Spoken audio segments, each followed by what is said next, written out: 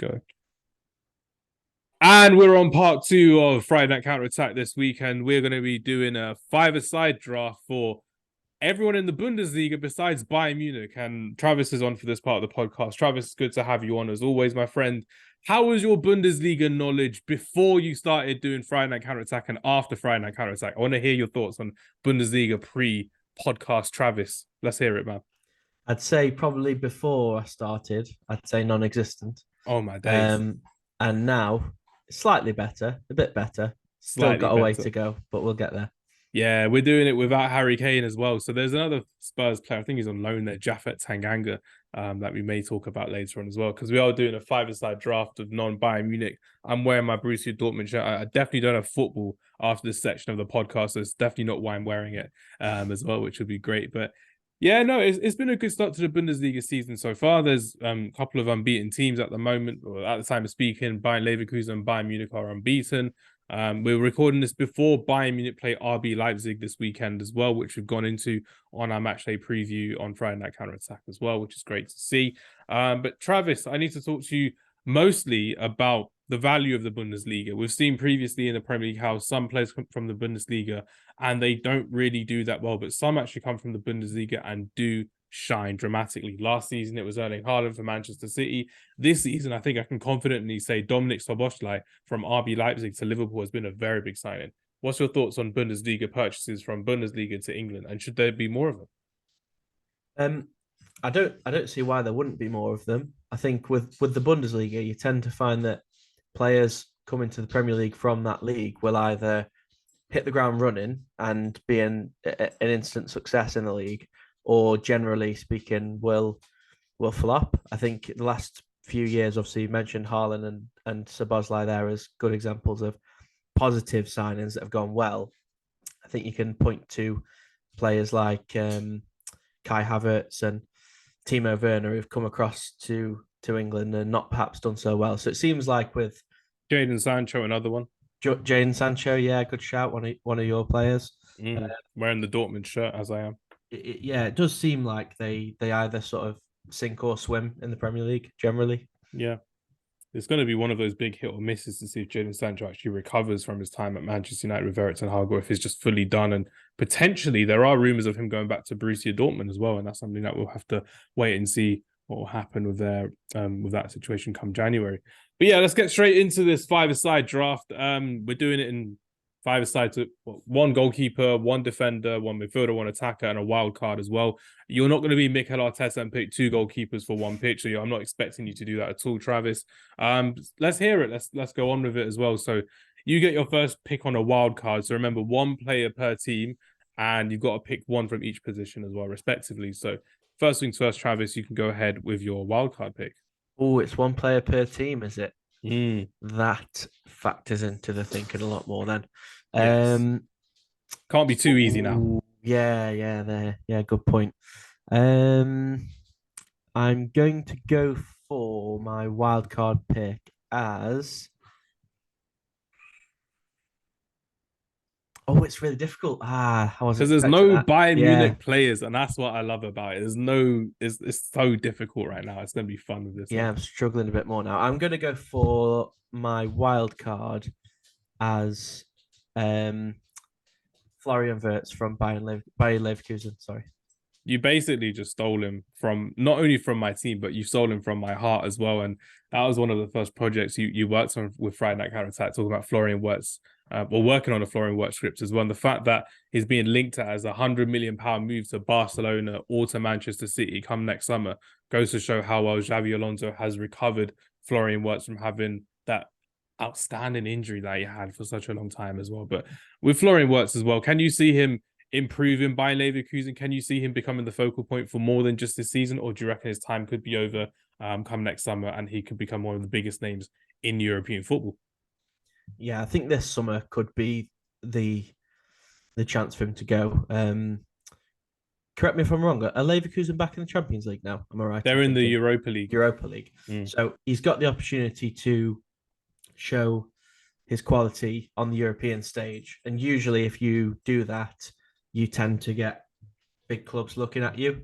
I think that, we'll see this season him really put his stamp on European football as well as obviously the German league that he's already done.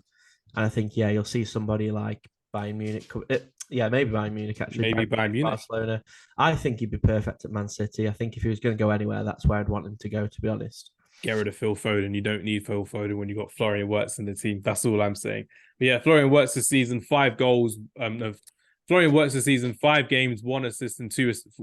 5 games, 1 goal, 2 assists in the Bundesliga, 1 goal in the game in the Europa League so far as well. It's looking good for Florian Wirtz. Xabi Alonso is playing to his style of play and is playing to his tune, which is great to see. And my wild card, I'm going to go tactical with this one. Just because I don't want you to pick someone from this team. I'm not going for... Actually, no, if I can't go for... This is difficult because now I have to pick tactically, but then I have to pick someone who... If I don't pick him, then you'll pick him, then your team will look better on paper, and then I'll lose it. So, difficult one for me. So if I'm going to go for someone, I'm going to go for... As my wild card, I'm going to go for Xavi Simons. Just for the sake of going for Xavi Simons, because he's on loan at RB Leipzig. He's doing very, very well in the Bundesliga so far. We've spoken about him more or less every week now, which is great to see because it goes to show how well great players are doing elsewhere. And it's quite nice to see some attacking flair. Both we've seen him in Eredivisie, and now we've seen him in the Bundesliga, and next season potentially back in League with PSG, which is great to see. So Xavi Simons is my wild card for this one. Now, goalkeepers, back to front, Travis. Where are you going with this one? Okay, so I've boxed off Leverkusen. Again, like you just said, I'm going to try and think tactically and try and use a team that I won't want to use a bit further down. That's the plan. So I'm going to go for Kevin Trapp from Frankfurt. You're not using a Frankfurt player outside? No. No. Ooh. There's someone big that I'm missing. That I haven't thought about. This is difficult. Either way, with the players that I looked at, I wanted to use the other teams further down this list rather than in goal. And I think Kevin Trapp's a really, really good, solid option. So I'm going to go for Kevin Trapp.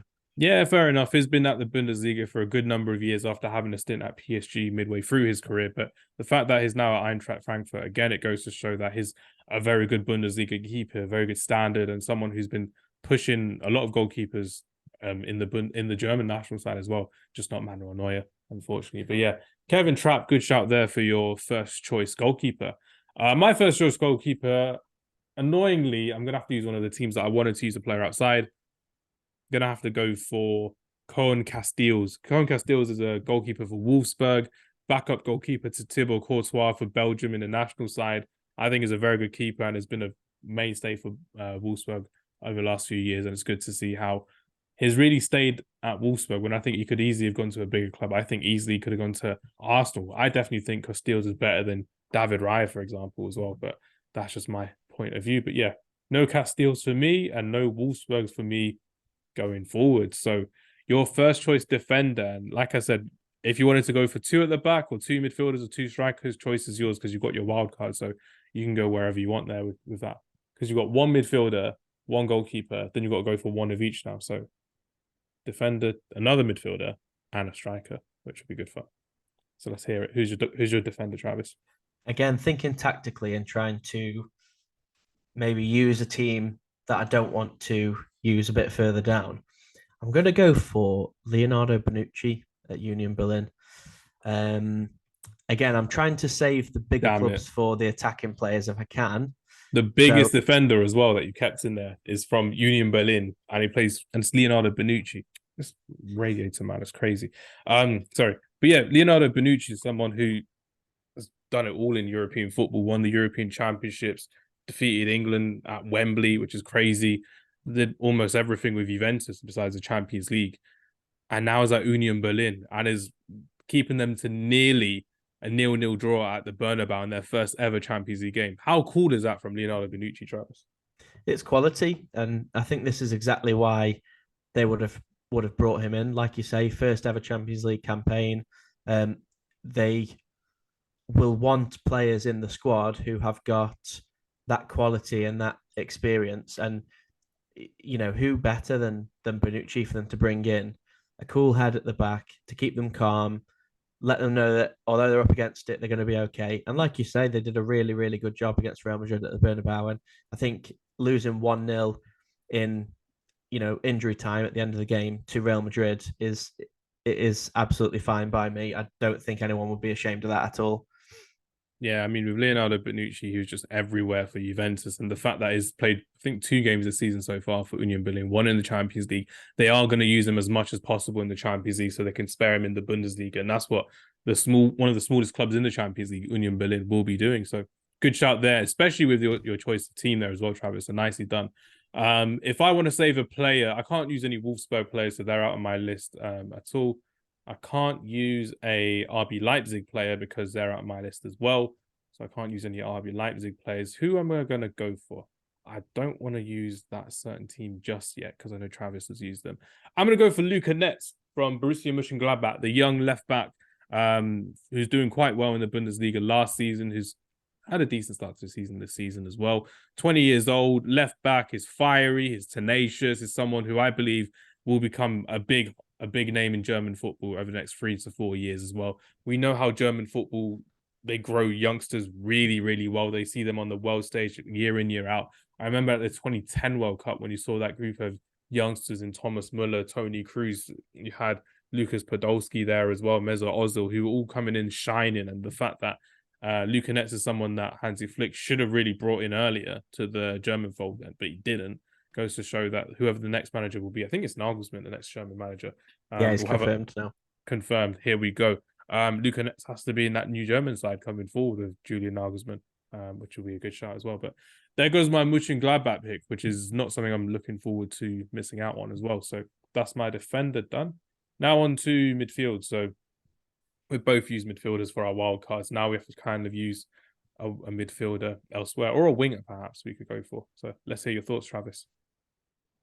I'm going for. I was in two minds here. I think my last two picks are going to be Borussia Dortmund and RB Leipzig. It's just which combination I'm going for. I'm going to go for Dani Olmo in midfield from Leipzig.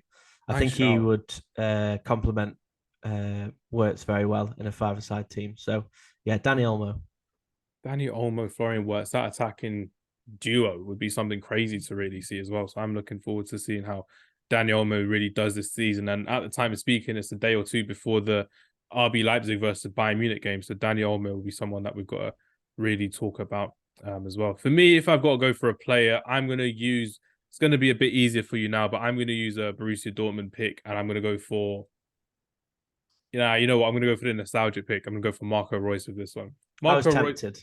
Yeah. I could have gone for Julian Brandt. Very good. I was also tempted with Brandt. Yeah, they were the three I was trying to choose between. Very good player, very attacking player. Julian Brandt is, but Marco Reus, after all the injuries, I think he's more of a player that we've wanted to see a lot more of in the world stage, in the European stage, than just the Bundesliga stage, because his injuries have hampered him year in, year out. A few stats on Marco Reus. Back in 2018-2019, when he was fully fit, he had 27 matches in the Bundesliga, 17 goals and 8 assists, which goes to show how talented he was. Then in 1920, he had 19 games, 11 goals and 5 assists, which was unreal as well. But back in 2021 and 22, 29 games, 9 goals and 12 assists for Borussia Dortmund. He's been the ever-present for Borussia Dortmund, bar an injury. He's been the captain when all of his teammates left, when Götze left, when Lewandowski left, when Kagawa left, when we saw Haaland leave, Sancho leave, Bellingham leave this summer as well. Marco Reus has been the ever-present for Borussia Dortmund, and he deserves the utmost respect. And as of last week, Marco Reus is the third all-time goal scorer in Bundesliga history, with 152 goals in the Bundesliga history, which is insane. Already scoring 2 goals this season in 3 games. So Marco Reus, if we're going to see one last dance from him this season, I reckon this could be it, Travis. One last dance from Marco Reus in terms of top form.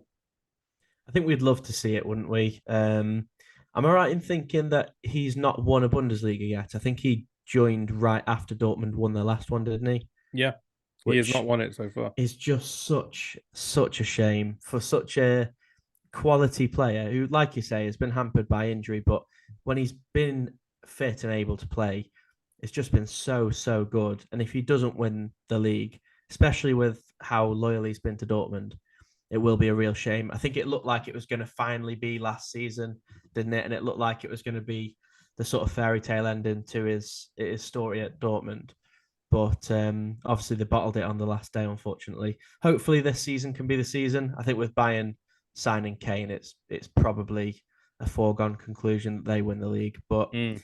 fingers crossed for Dortmund, man. I'd enjoy seeing Reus lift that trophy. Yeah, one more time. I mean, he was the captain of Borussia Dortmund from 2018 to 2023. He was someone who had always supported Dortmund as a kid as well. So for him to win that one trophy, that would have been everything for Borussia Dortmund as well, which goes to show that he was there as an under 16, under 17-year-old player. And his idol growing up was Thomas Rosicky as well. So he literally is Dortmund through and through. And if football had anything left in terms of romance after giving someone like Lionel Messi the World Cup, they could give Marco Reus of Bundesliga, but it was too good to be true last season, unfortunately, from that case as well. But yeah, Marco Reus and Xavi Simons are my midfield for my team as well. Now it's down to you, Travis, in terms of who you picking for your striker and where you going with this one. I think I know who you're going to choose. By the way, you seem to have quite sneakily saved your Leverkusen pick till last. Oh, But I'm going to go for Karim Adeyemi from Borussia Dortmund. why? Just a player that I really like. Explosive pace, really good finisher, really cool in the one-on-one against the goalkeeper. I just like that kind of player. I like the kind of player where you see a ball played into them and you think, oh, this is dangerous. Like, oh, I wouldn't want to be that defender. That's the kind of player that I love when they make you almost glad that you weren't playing against them, if that makes any sense. So yeah, Adeyemi, he's of the available options with the rest of the teams that I've already used, he's walking into my team. Yeah, absolutely. Great shot there for Adeyemi, one of the fastest players in world football. And it's just a really talented player to kind of watch every day when you can, even if you have nothing to do. I always like watching these highlights of other games, but I really don't like Bundesliga highlights, Travis. I'll tell you, because last week when Bayern Munich played Bochum and they won 7-0, guess how long the highlights were? It's nothing important, but this is a pet peeve of mine, but guess how long the highlights were? I'm gonna guess they were like ludicrously short, about a minute and a half or something like that. They're always a damn minute, which really annoys me. It One bugs. minute, 1 minute and 7 seconds. goals. Yeah, they just don't care about highlights. They're just like, oh, here's the goals. I'm like, oh, right then. And you have to watch 30 seconds of advert for a 1 minute video. It's embarrassing from Bundesliga. Sort it out. There's And so much we can watch. I bet it's all one angle as well, isn't it? Like you see one angle of the goal and it moves on to the next one. I'm guessing. Yeah, it's just a cut really, which is crazy to see as well. So I'm really upset as why Bundesliga don't show their full highlights for other games, but because it's on TV, it's quite nice to watch and to appreciate as well. But nice shout there with Karim Adeyemi. My final pick, yes, you're right. I'm gonna pick my Bayern Leverkusen player. I was gonna go for Jeremy Frimpong as my right back for Bayern Leverkusen and save a Stuttgart player for my striker. So as an honorable mention, I will mention my Stuttgart player, Serhou Guirassy, who scored 10 goals and 1 assist this season in the Bundesliga, and he's been shining. But I'm not going to pick him because I'll be honest with you, before this season, I've not really paid much attention to Stuttgart or to him respectively. So I'm going to go for someone who's injured at the moment. I'm going to go for Patrick Schick, my favorite Bayern Leverkusen player. And in his 2021-22 season, Patrick Schick played 27 games in the Bundesliga, scored 24 goals and 3 assists when he is as an attacking trio of Florian Wirtz, Moussa Diaby, and Patrick Schick, and they were on fire. They were in flames in the Bundesliga at the time, and unfortunately, he's coming back from another big injury, so his season was hampered last season. So Patrick Schick will lead my line, and I think he's going to be back fully fit within the next 2-3 weeks as well. So we will be seeing a front attacking trio of potentially Florian Wirtz, Victor Boniface, and Patrick Schick, which could be electric for Bayern Leverkusen after Xabi Alonso. So Patrick Schick makes up my list on my five-a-side Bundesliga list without Bayern Munich players, which goes to show that there's so much talent in the Bundesliga. It's just about how much of the talent can actually be translated to bigger stages like the Europa League, the Europa Conference League, and especially the Champions League with Bayern Munich in the Champions League looking to secure European glory once again. Nicely done there, Travis. I say we've done quite well there with a five-a-side without Bayern Munich players. I must say I'm quite surprised. When I said I think I know who you're going to choose up front, I thought you were going to go for Victor Boniface. I was surprised to to hear you say Schick, but great choice to be fair. He's a very good player. Couple of honourable mentions for me that I wanted to include but couldn't because of the teams that I was weighing up and stuff. Alejandro Grimaldo from Bayer Leverkusen. I really wanted to pick him simply because he's one of my favorite players that I've ever used on FIFA. Oh my God. So I wanted to pick him just for that career one mode or sole ultimate reason. team? Where did you play? Career mode. Yeah, I used to buy him on every career mode in like FIFA 17, 18 because he would become one of the best left backs in the game. I'll be honest, I did the same as well with Yeah. Alejandro Grimaldo. Yeah, Benfica, great player. you don't have to pay much on wages to Benfica as well. It's like No, exactly. £20,000, and you're like, oh, cool. It's going to be perfectly fine with it. I wanted to mention him because I love him.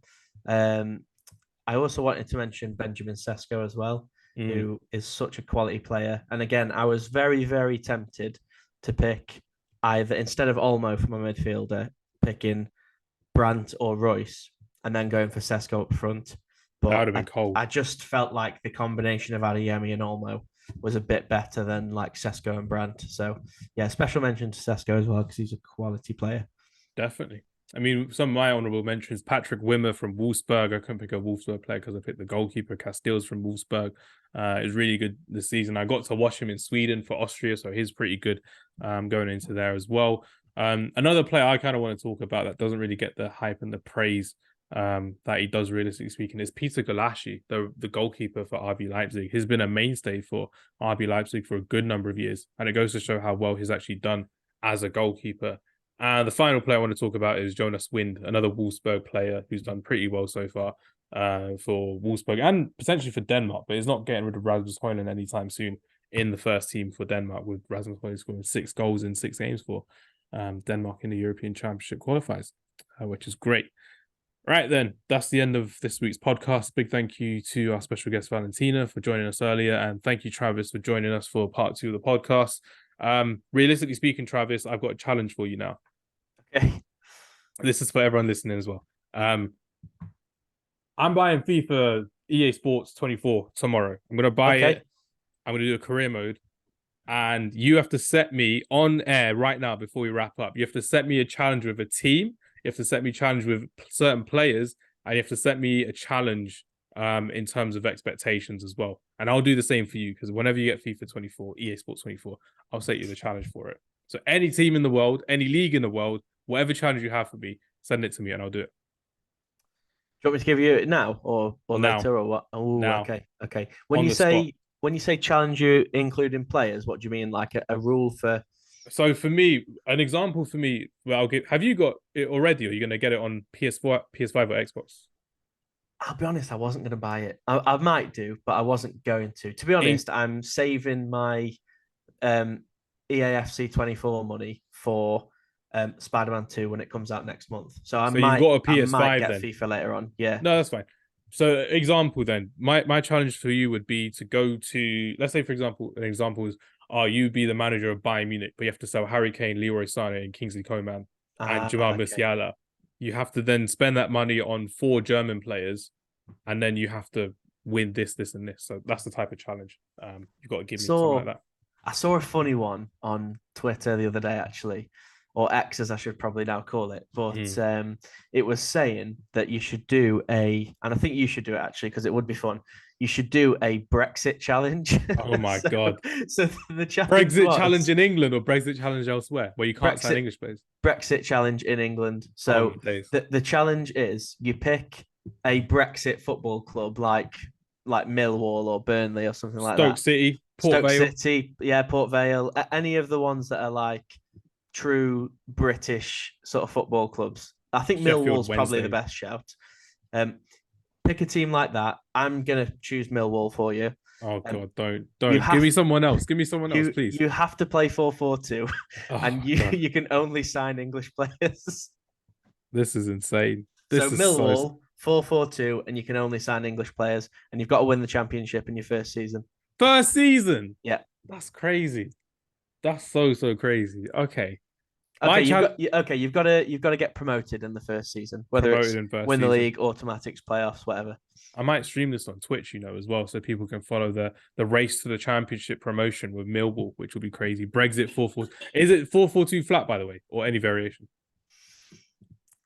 I think that's open to interpretation. I'm That's gonna fine. say 4-4-2 flat, but if That's you fine. really want to use a diamond or something, then feel free. But it feels a little bit, you know, a Mm. little bit foreign using that 4-4-2 diamond. We don't want that in the Brexit football leagues. Too flavoursome for Brexit football. That's all I'm going to Exactly. say. Too much seasoning. Right. My challenge to you when you do get FIFA, it's on record as well. So whenever you get EA Sports FC later in the year, whenever, I don't mind, is you have to play as a team, a fallen giant, basically. If the player's a fallen giant in German football, you have to sell two of your best players, which I'll sell you later. I'm going to give you a choice. You can rather be Schalke or you can be Werder Bremen. And I'm pretty sure Werder Bremen have their official stadium on the game now as well, which is great. So you can rather be Schalke or Werder Bremen. So your best two rated players, which I'll give you whenever you get the game as well. And then you have to get Champions League football. So you can reinvest the money how you want. You have to get Champions League football as well, which will be big. Schalke or Werder Bremen. Mm. Oh, I'm gonna pick Werder Bremen. Nicely done. They're both in the Champions League once upon a time as well. They're both always in European football, respectively, but times have gone tough for the both of them as well. So now it's time for you to move forward with it, which will be good fun, and hopefully will be good fun indeed for us both. But yeah, everyone, thank you very much for watching this podcast. Thank you very much for our special guest as well, which is great. Do follow us on social media, and we will see you next time. Take care and goodbye.